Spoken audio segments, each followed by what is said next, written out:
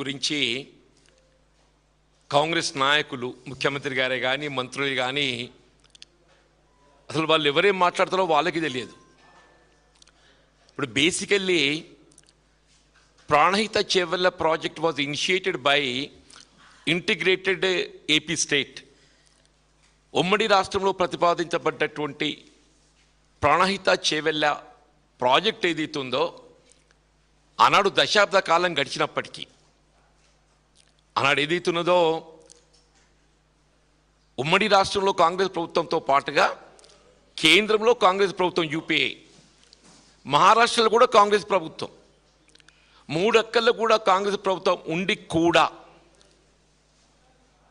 ఇవాళ ప్రాణహిత నదీ జలాలు ఏదైతుందో తుమ్మడియేటి వద్ద నుండి తరలింపుకు సంబంధించి 152 మీటర్ల ఎత్తుతోని డిజైన్ చేయబడ్డటువంటి ఒక ప్రాజెక్టే ఆనాడు మహారాష్ట్రతో ఒప్పందం కుదుర్చుకోలేకపోయినారు.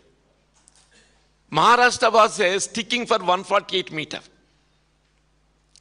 వాళ్ళు ఏదైతుందో వైఎస్ రాజశేఖర రెడ్డి గారు ముఖ్యమంత్రి ఉండగా ఇట్ వాజ్ ఇన్ 2008, 2008లో అప్పుడు నేను కూడా మంత్రిగా ఉంటేనే వారు ఏదైతుందో తుమ్మడేటి వద్ద బ్యారేజీ నిర్మాణానికి శంకుస్థాపన చేశారు. తదుపరి ఏదైతుందో 2014 వరకు ఉమ్మడి రాష్ట్రంలో కాంగ్రెస్ ప్రభుత్వం అధికారంలో ఉన్నది. ఇప్పుడు వాళ్ళు ఏదైతుందో మహారాష్ట్రలో కాంగ్రెస్ ప్రభుత్వం ఉండి కూడా వీళ్ళు తుమ్మడిహట్టి వద్ద నుండి నీటి తరలింపుకు సంబంధించి ఒప్పందం కుదుర్చుకోలేనటువంటి ఒక ప్రాజెక్ట్ తెలంగాణ రాష్ట్రం ఏర్పాటుతోనే కేసీఆర్ గారు ముఖ్యమంత్రిగా ఏదైతుందో వారు మొట్టమొదటిగా ఇవాళ తుమ్మడిహట్టి వద్ద నుండి నీటి తరలింపుకు సంబంధించి మహారాష్ట్రతో సంప్రదింపులు చేసి ఒప్పందం కుదుర్చుకోవాలని చెప్పని ప్రయత్నం చేసినప్పటికీ మహారాష్ట్ర ఏదైతుందో 148 మీటర్లకి స్టిక్ ఆన్ కావడంతో ఆనాడు ఏదైతుందో సిడబ్ల్యూసి సెంట్రల్ వాటర్ కమిషన్ సలహాలు సూచనలతోని మన తుమ్మడిహట్టి వద్ద 148 మీటర్లు ఆశించిన నీటి లభ్యత పొందలేకపోతున్నాం అనేటువంటి ఒక భావనతోని వీళ్ళ మేడిగడ్డ దిగువన ఏదైతే 100 మీటర్ల ఎత్తుతోని వీళ్ళ బ్యారేజ్ నిర్మాణం చేయబడే విధంగా మీకు మేడిగడ్డ లక్ష్మీ బ్యారేజే కానీ అన్నారం కానీ సుందిళ్ళ కానీ ఎల్లంపల్లికి తరలింపు చేసే విధంగా అదే తుమ్మడిహట్టి వద్ద బ్యారేజ్ నిర్మాణం చేస్తే మీకు మైలారం వద్ద ఏదైతుందో ఒక లిఫ్ట్ ఏర్పాటు చేయవలసి వస్తుండే. ఎట్లాగో వీళ్ళ మేడిగడ్డ వద్ద బ్యారేజెస్ నీటి ఇదైతే తరలింపు ప్రతిపాదన చేయడం జరిగిందో దీంతో 2 లిఫ్ట్లు మనకు అదనంగా అవుతున్నాయి.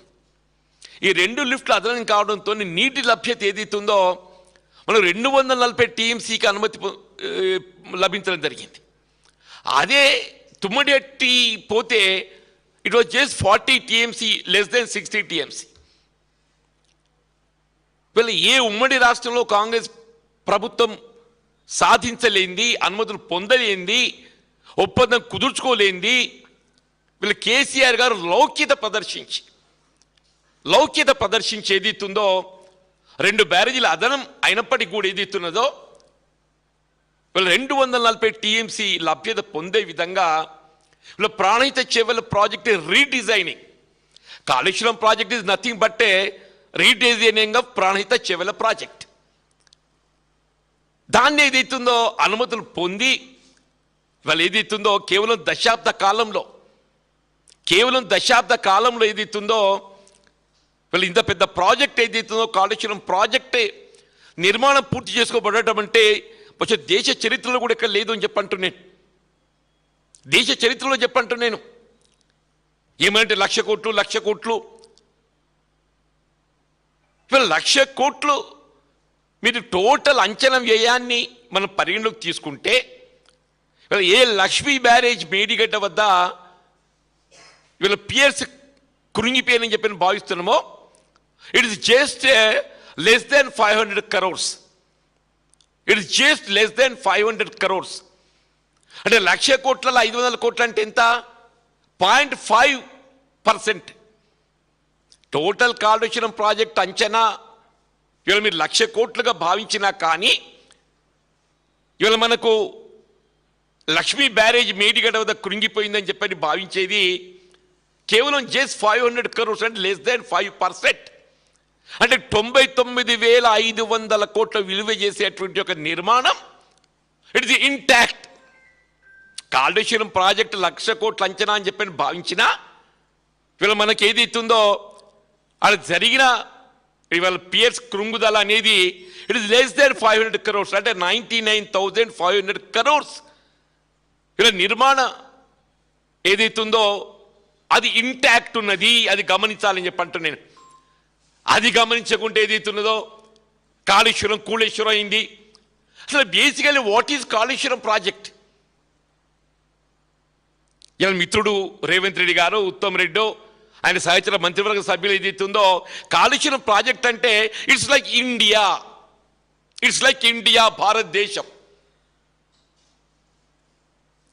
ఇలా కాళేశ్వరం ప్రాజెక్ట్ అంటే టోటల్ ఆ నీటి ప్రాజెక్టు సమూహాన్ని మన కాళేశ్వరం ప్రాజెక్టు పిల్లలు దొరుకుతుంది. ఇక్కడ కృంగుదల అనేది ఏదైతే కేవలం లక్ష్మీ బ్యారేజ్ 2 పియర్స్ 500 కోట్లు. దాన్ని గమనంలోకి తీసుకోకుండా మీరు అవాకులు చవాకులు పేలుతుంటే ఆశ్చర్యకలుగుతూ ఉన్న మంత్రి అంటుండే, మరి ఆయనకి ఏం తెలుసో తెలియదు నాకు తెలియదు, కానీ ఎల్లంపల్లికి వెళ్ళి నీటిని ఏదైతుందో గ్రావిటీ ద్వారా తరలిస్తున్నామని చెప్పానడా. ఎల్లంపల్లికి వెళ్ళి వినియోగం చేయబడే ప్రతి నీటి బొట్టు, ఎల్లంపల్లికి వెళ్ళి వినియోగం చేయబడే ప్రతి నీటి బొట్టు లిఫ్ట్ ద్వారా ఎత్తిపోతల ద్వారా వీళ్ళ ఎల్లంపల్లి ప్రాజెక్ట్ ఏదైతున్నదో అప్పుడు రాజశేఖర్ గారు ముఖ్యమంత్రి ఉండగా దాన్ని ప్రతిపాదించి నిర్మాణ పనులు ఆరంభింప చేస్తే దశాబ్ద కాలం ఉమ్మడి రాష్ట్రంలో కాంగ్రెస్ ప్రభుత్వం అధికారంలో ఉన్నప్పటికీ కూడా వాళ్ళు నిర్మాణం పూర్తి చేసి దాని వినియోగులకు తీసుకురాలేకపోయినారు. అది వినియోగులకు వచ్చింది ఎప్పుడు?